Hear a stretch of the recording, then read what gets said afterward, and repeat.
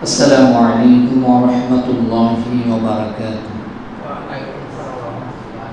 نحمده ونصلي على رسوله الكريم وعلى آله وأصحابه أجمعين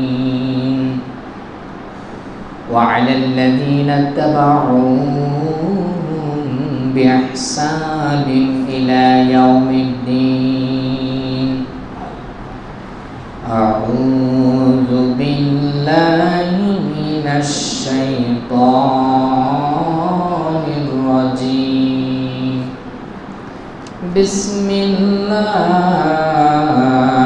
الرحمن الرحيم. وقال إني ذاهب إلى ربي سيهدين. رب هب لي من الصالحين. فبشرناه بغلام حليم. إن الله وملائكته يصلون على النبي يا أيها الذين آمنوا صلوا عليه وسلموا تسليما. اللهم صل على سيدنا مولانا محمد وعلى آل سيدنا مولانا محمد. তাহাজ্জুদের চাইনা মাঝে মরণ দিও প্রভু আমায়, একামতের দিনের কাজে কবুল করে নিও আমায়। আল্লাহুম্মা সাল্লি আলা সাইয়্যিদিনা মাওলানা মুহাম্মদ ওয়া আলা আলি সাইয়্যিদিনা মাওলানা মুহাম্মদ। আলহামদুলিল্লাহ, সমস্ত প্রশংসা আল্লাহ সুবহানাহু ওয়া তাআলার প্রতি, যিনি সকল সৃষ্টির মালিক, যিনি আমাকে এবং আপনাদের সবাইকে পৃথিবীতে যা কিছু আছে সব যিনি সৃষ্টি করেছেন, তিনার নাম কি বলেন তো? আল্লাহ। সবাই একটু আওয়াজ দিয়ে বলেন, নাম কি? আল্লাহ। সেই রবের প্রতি শুকরিয়া আদায় করছি, সকলে জবান ছেড়ে বলছি আলহামদুলিল্লাহ। রব্বানা লাকাল হামদ হামদান কাসীরান তাইয়িবান মুবারাকান ফীহি। অগণিত দুরূদ ও সালাম বর্ষিত হোক তার প্রিয় রাসূল, আমাদের কলিজার টুকরা নবী, যিনি কঠিন কিয়ামতের দিনে আল্লাহ সুবহানাহু ওয়া তাআলার নিকটে আমাদের পক্ষ হয়ে তিনি সুপারিশ করবেন। সে দয়ার নবীর প্রতি মহব্বতের সুরে বলি সাল্লাল্লাহু আলাইহি ওয়াসাল্লাম। প্রিয় মুসল্লিগণ, মহাগ্রন্থ কোরআনুল কারীম থেকে তিনটি মাত্র আয়াত তেলাওয়াত করেছি। কোরআনুল কারীমে 114টি সূরা আছে। 37 নম্বর সূরা সূরা আস-সাফফাত, 99 থেকে 101 নম্বর আয়াত পর্যন্ত তেলাওয়াত করেছি। আস-সাফফাত শব্দের অর্থ হচ্ছে সারিবদ্ধভাবে দাঁড়ানো। কিবদ্ধভাবে? সারিবদ্ধভাবে দাঁড়ানো, মানে এক কাতার হওয়া, বিভক্ত না হওয়া। কি আমার কথা বুঝতেছেন? কিন্তু আমাদের সমাজ, আমাদের দেশ মুসলমানের ভিতরে এক কাতারে আছে না বিভিন্নভাবে বিভক্ত হয়ে গিয়েছি? বলেন তো। বিভক্ত হয়ে গিয়েছি। কেউ বুকে হাত বাঁধে, কেউ নাভির নিচে, কত রকমের যে পার্থক্য। এই বিশেষ করে বাংলাদেশ, ভারত আর পাকিস্তানে, অত সৌদি আরবে এগুলো নিয়ে কোনো দলাদলি নেই। যত দলাদলি বাংলাদেশ। আস্তে আমি জোরে আমি। তো আমি এমন একটি সূরা থেকে আলোচনা করব যে সূরার মধ্যে হযরত ইব্রাহিম আলাইহিস সালামের কুরবানি তার প্রিয় পুত্র ইসমাইল আলাইহিস সালামকে দিয়েছিলেন, সেই বিষয়ে আজকে আলোচনা করব ইনশাআল্লাহ। কোরআনুল কারীমের আস-সাফফাতের ভিতরে 182টি আয়াত রয়েছে, রুকু আছে 5টি। আসুন আমরা সর্বপ্রথম অত্র আয়াতের অনুবাদ শুনি। আল্লাহ তাআলা বলেন, অক্বালা ইন্নী যাহিবুন ইলা রাব্বি সায়াহদিন। হযরত ইব্রাহিম আলাইহিস সালাম বললেন যে আমি চললাম সে রবের দিকে, সে পালনকর্তার দিকে, তিনি আমাকে অতি শীঘ্রই পথ দেখাবেন। রব্বি হাবলি মিনাস সলিহিন, হে আমার রব, হে আমার পালনকর্তা, আপনি আমাকে পুত্র সন্তান দান করুন, সৎকর্মশীল একজন পুত্র সন্তান দান করুন। যখন ইব্রাহিম আলাইহিস সালাম আল্লাহ সুবহানাহু ওয়া তাআলার নিকটে দোয়া করলেন, তখন আল্লাহ তাআলা সুসংবাদ দিলেন, ফাবাশশারনাহু বিগুলামিন হালিম। ইব্রাহিম, আমি তোমাকে সহনশীল পুত্র সন্তানের সুসংবাদ দিলাম। যদি বলি সুবহানাল্লাহ। আমরা কোরআনুল কারীমের 3টি আয়াতের তরজমা আমরা অনুবাদ আমরা জানলাম। পরের আয়াতে কিন্তু বিস্তারিত আলোচনা আছে।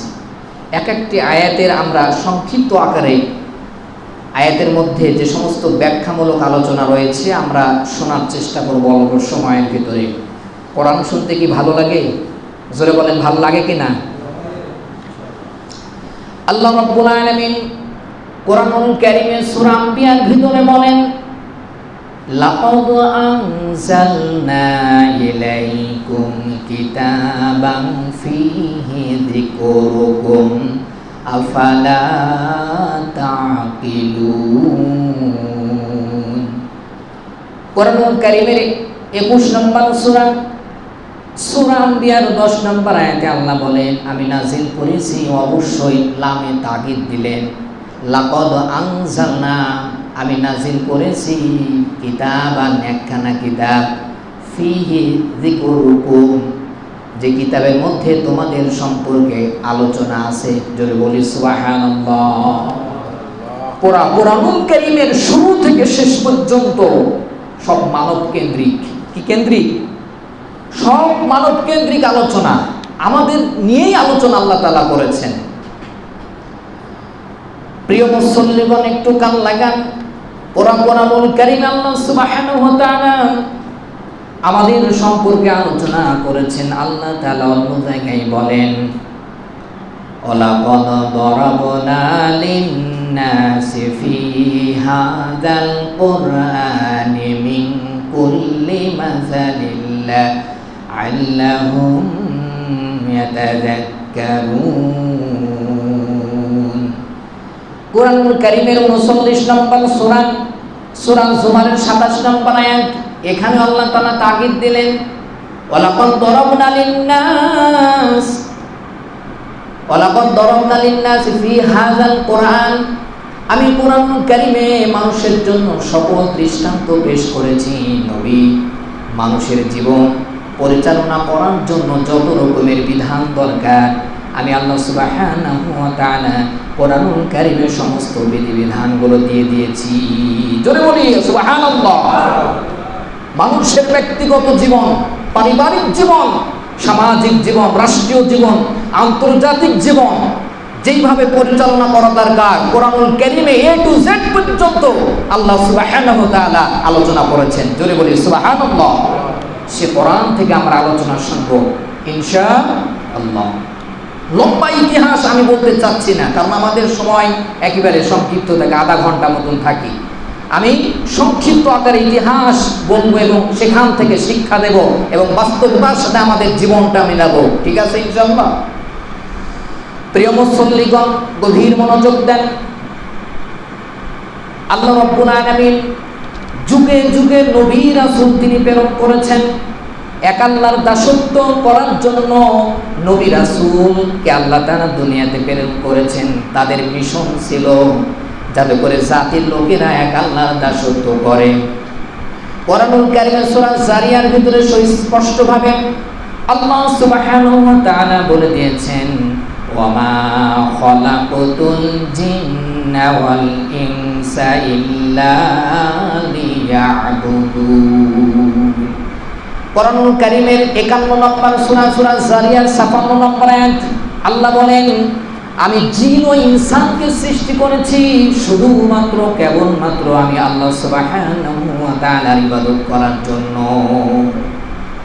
এই এক আল্লাহর ইবাদত করার জন্য, মানুষের জীবন সঠিকভাবে পরিচালনা করার জন্য যুগে যুগে নবী রাসূল আল্লাহ সুবহানাহু ওয়া তাআলা প্রেরণ করেছেন। তারা এক আল্লাহর দাওয়াত দিয়েছেন। যুগে যুগে নবী রাসূল এক আল্লাহর দাওয়াত দিতে গিয়ে অনেক নবী রাসূল বাতিলের সম্মুখীন হয়েছেন। ঠিক কিনা বলেন? বাতিলের সম্মুখীন হয়েছেন, বাতিলের কাছে অনেকভাবে নির্যাতিত, নিপীড়িত, নিষ্পেষিত, বিভিন্ন ষড়যন্ত্রের সম্মুখীন হয়েছেন।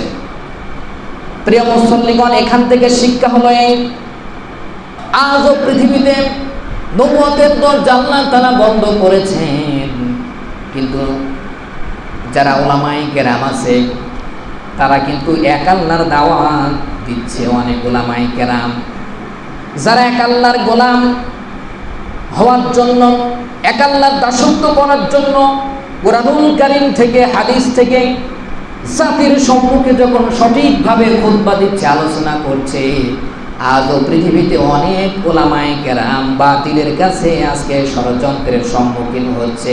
কথা বলেন ঠিক না বেঠিক? কথা বলেন ঠিক না বেঠিক? যেমন যুগে যুগে নবী রাসূল এক আল্লাহর দাওয়াত দিতে গিয়ে বাতিলের কাছে বিভিন্নভাবে অত্যাচারিত, নির্যাতিত, নিপীড়িত হয়েছে, আজও পৃথিবীতে অনেক উলামায়ে কেরাম এক আল্লাহর দাওয়াত দিতে গিয়ে, কোরআনুল কারীমের কথা বলতে গিয়ে আজকে বাতিলের কাছে বিভিন্নভাবে ষড়যন্ত্রের সম্মুখীন হচ্ছে। কথা বলেন ঠিক না বেঠিক? কষ্ট পেলেন, দুঃখ পেলেন, আছে না নাই? বলেন আছে না নাই? এটাই তো স্বাভাবিক। ষড়যন্ত্রের সম্মুখীন হবে, এটাই তো স্বাভাবিক। কেননা পরীক্ষা ছাড়া কখনো আল্লাহ তাআলা জান্নাত দেবে না। আল্লাহ তাআলা বলেন, আহাসিবান নাসু আইয়ুতরাকু আইয়াকুলু আমান্না। আল্লাহ রাব্বুল আলামিন সূরা আনকাবুতের শুরুর দিকে বলেন, মানুষরা কি ধারণা করেছে আমরা এক আল্লাহর প্রতি ঈমান আনলাম, এতে আমি আল্লাহ তাআলা ছেড়ে দিব না, আমি অবশ্যই অবশ্যই মানুষদেরকে পরীক্ষার সম্মুখীন করব। পরীক্ষা দিতে হবে। চাচা ঠিক কিনা বলেন? পরীক্ষা দিতে হবে।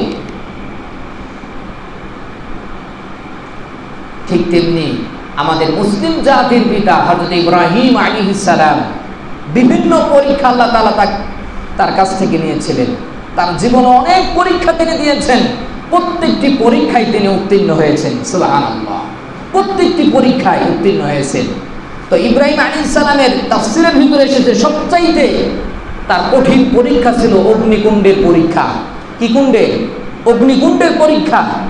নমরুদ আগুনে নিক্ষেপ করেছিলেন। প্রিয় মুসল্লিগণ, ইব্রাহিম আলাইহিস সালামের জিন্দেগিতে যত তিনি পরীক্ষার সম্মুখীন হয়েছেন, সকল পরীক্ষায় তিনি উত্তীর্ণ হয়েছেন। সবচাইতে কঠিন পরীক্ষা ছিল অগ্নিকুণ্ডের পরীক্ষা।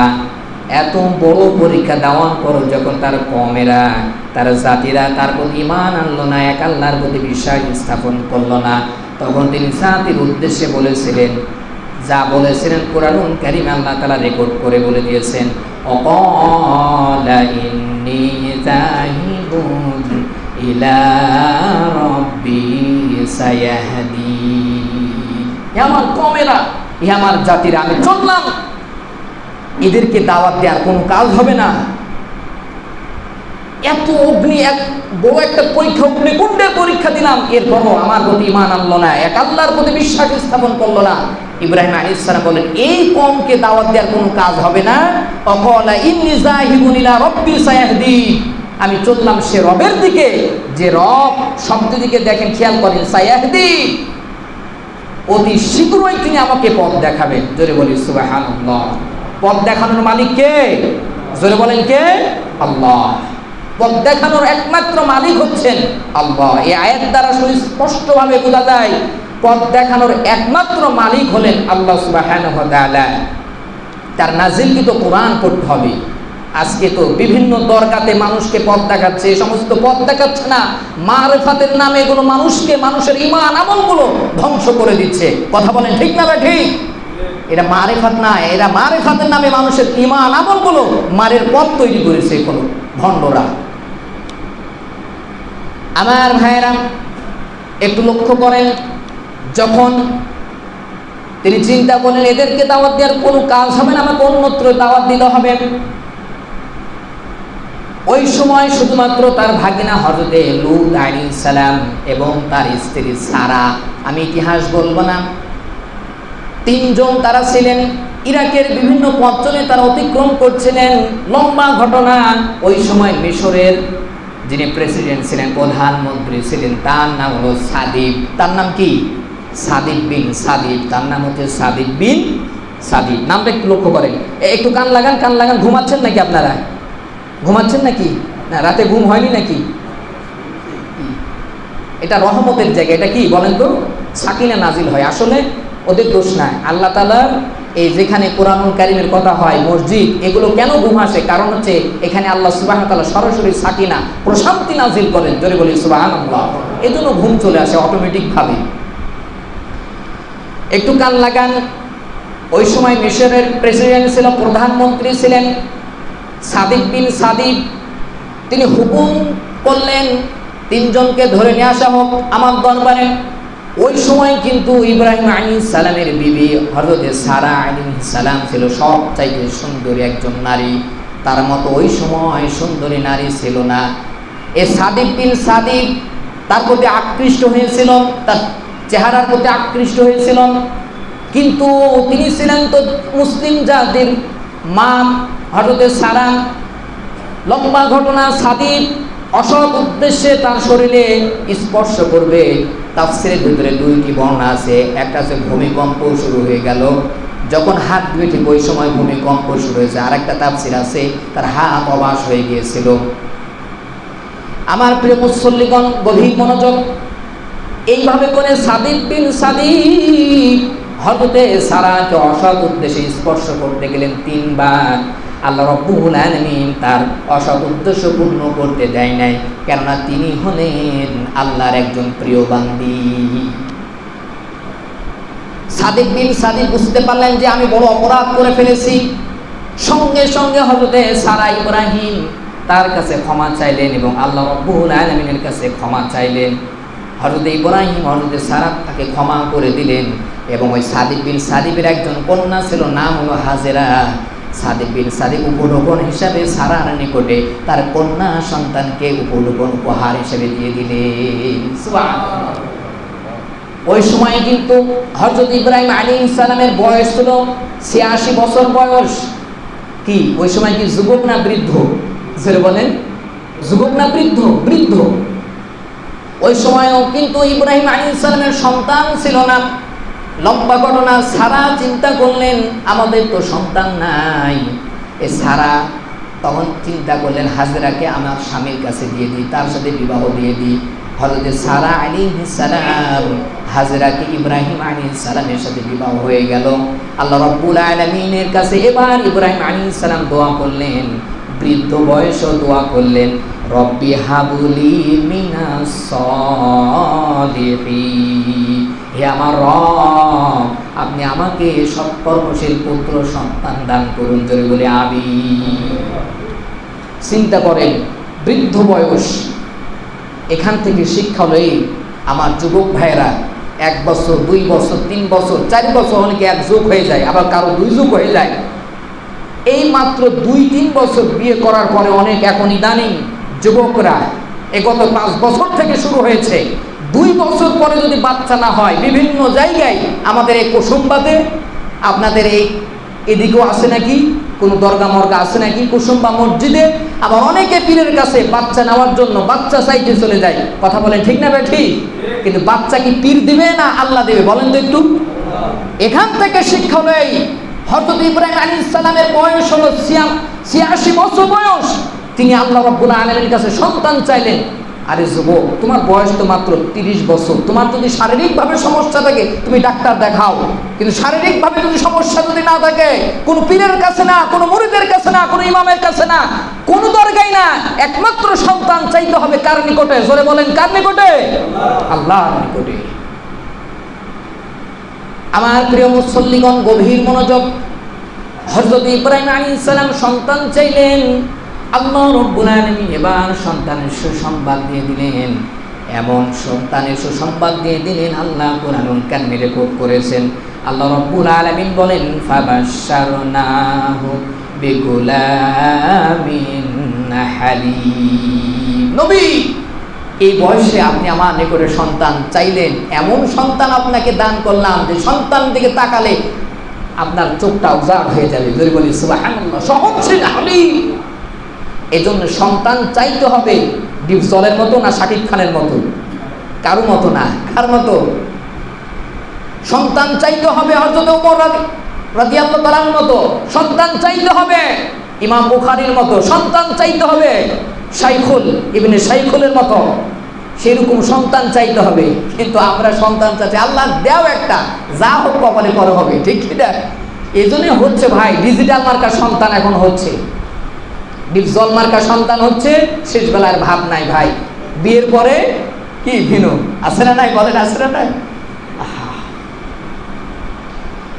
এবার ইব্রাহিম আলাইহিস সালামকে সন্তান দান করলেন। দেখেন আল্লাহ রাব্বুল আলামিন কিভাবে ইব্রাহিম আলাইহিস সালামের পরীক্ষা নিচ্ছেন, ধাপে ধাপে অগ্নিকুণ্ডের পরীক্ষা দিলেন। এবার লম্বা ঘটনা, হযরত ইসমাঈল আলাইহিস সালাম দুনিয়াতে আসলেন। দিন যায়, সপ্তাহ যায়, মাস যায়, এভাবে চলে যায়, বছর চলে যায়। তাফসীরের ভিতরে কয়েকটি বর্ণনা আছে, তাফসীরে মাজহারের ভিতরে বর্ণনা আছে তার বয়স হয়েছিল 7 বছর, কেউ বলেছেন 13 বছর, কেউ বলছেন চলাফেরা উপযুক্ত যখন হয়েছিল, উপনীত হয়েছিলেন। যখন তিনি চলাফেরা উপযুক্ত হয়েছিলেন, সঙ্গে সঙ্গে আল্লাহ রাব্বুল আলামিন স্বপ্নের মাধ্যমে আল্লাহ তাআলা আদেশ করলেন, ইব্রাহিম তোমার প্রিয় পুত্র, তোমার প্রিয় ধন বস্তুকে তুমি কুরবানি দাও। লক্ষ্য করেন কত বড় একটা কঠিন পরীক্ষা। সামান্য আমাদের ছেলে মেয়েদের সর্দি কাশি হলে আমি তো পিতা, আমি সহ্য করতে পারি না, আর 86 বছর বয়সে সন্তান হয়েছে, এখন যদি সে সন্তানকে কোরবানি দিতে হয়, দেখেন পিতা হিসেবে কতটা ধৈর্যের পরিচয় দিতে হবে। চাচা কোনো ঠিক কিনা? এবার আল্লাহ রাব্বুল আলামিন স্বপ্নের মাধ্যমে তাকে নির্দেশ করলেন। এইভাবে করে তিনি 3 দিন স্বপ্ন দেখলেন, 3 রাত স্বপ্ন দেখলেন। আল্লাহ রাব্বুল আলামিন কোরআনুল কারীমে সে স্বপ্নের ব্যাখ্যা বিশ্লেষণ করেছেন। আল্লাহ রাব্বুল আলামিন বলেন, ফালাম্মা বালাগা মা'হু সা'য়া ক্বালা ইয়া বুনাইয়া ইন্নী আরা ফিল মানামি আন্নী আযবাহুকা ফানজুর মাযা তারা ক্বালা ইয়া আবাতি ফা'আল মা তু'মার সাতাজিদুনি ইনশাআল্লাহু মিনাস সাবিরিন। শব্দ দিকে খেয়াল করেন, আয়াতের শুরুর দিকে আল্লাহ তাআলা ফা শব্দ দিলেন। অতঃপর যখন ইসমাঈল আলাইহিস সালাম চলাফেরার বয়সে উপনীত হলেন, আমি আল্লাহ রাব্বুল আলামিন নির্দেশ করলাম, ইব্রাহিম তোমার প্রিয় বস্তু, তোমার প্রিয় সন্তানকে কুরবানি করো। যখন তিনি একাধারে 3 রাত পর্যন্ত স্বপ্ন দেখলেন, এবার ইব্রাহিম আলাইহিস সালাম তার প্রিয় পুত্র ইসমাঈল আলাইহিস সালামকে বললেন, হে আমার বৎস, আল্লাহ রাব্বুল আলামিন আমাকে স্বপ্নের মাধ্যমে নির্দেশ করেছেন যেন আমি তোমাকে কুরবানি দিই। যদি বলি সুবহানাল্লাহ। দেখেন, লক্ষ্য করেন, যেরকম পিতা সেরকমই সন্তান, যেরকম পিতা সেরকমই সন্তান। আমাদের সন্তানকে যদি বলি বাবা একবার কানপাড়া বাজারে গিয়েছে, মনে করেন কিন্তু কাঁচামাল নিতে একটা জিনিস ছাড়া ফেলেছে, এবার বলতেছে বাবা রে একটু তুমি নিয়ে আসো। বারবার তুমি আদেশ করো, তুমি যেতে পারো না। কি এরকম সন্তান আছে না নাই? যখন ইব্রাহিম আলাইহিস সালাম ইসমাইল আলাইহিস সালামকে বললেন, হে আমার বৎস, আল্লাহ আমাকে নির্দেশ করেছে যেন আমি তোমাকে কোরবানি দিই, সঙ্গে সঙ্গে এই কথা শোনার পরে ইসমাইল আলাইহিস সালাম পিতাকে লক্ষ্য করে বললেন, ক্বালা ইয়া আবাতি ফাআল মা তুমার, হে আমার পিতা, আল্লাহ আপনাকে যা আদেশ করেছেন আপনি তা পালন করুন। সুবহানাল্লাহ, আল্লাহ আপনাকে যা আদেশ করেছেন আপনি তা পালন করুন। এতটুকুই বলে কিন্তু ইসমাইল আলাইহিস সালাম শেষ করে দেয় নাই। তো উমার তারপর বলছেন, সাতাজিদুনি ইনশাআল্লাহু মিনাস সাবিরিন, আল্লাহ চাইতো, আল্লাহর ইচ্ছায় আপনি আমাকে ধৈর্যশীল পাবে, কোনো অসুবিধা নেই আমার পক্ষ থেকে, আল্লাহ ইচ্ছা করলে আপনি আমাকে ধৈর্যশীল পাবে। ও আমার সন্তানেরা, ও আমার ভাইরা, যেই পিতা তোমাকে এত কষ্ট করে তোমাকে লালন পালন করছে, পড়াশোনা করতে কত যে টাকা পয়সা তোমার পিছনে ব্যয় করছে, সে পিতার আদেশ অমান্য করা যাবে? বলেন যাবে না।